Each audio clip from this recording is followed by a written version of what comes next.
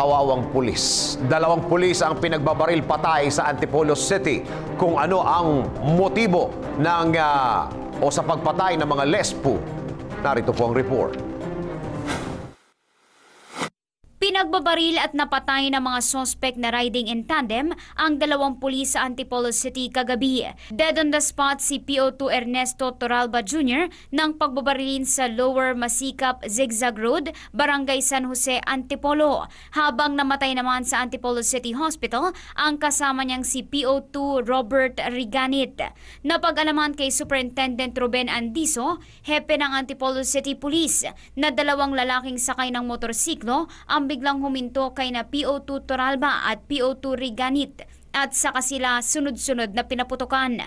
Binanggit ni Superintendent Andizo na hawak pa ng 2 pulis ang kanilang baril ng bumaksak, palatandaang lumaban sila sa mga sospek. Patay on the spot si PO2 Torralba habang naubusan naman ng dugo si PO2 Riganit bago maihatid sa ospital. Sa insidente na malaliman ng iniimbestigahan ng kanilang mga kabaro sa Antipolo Police.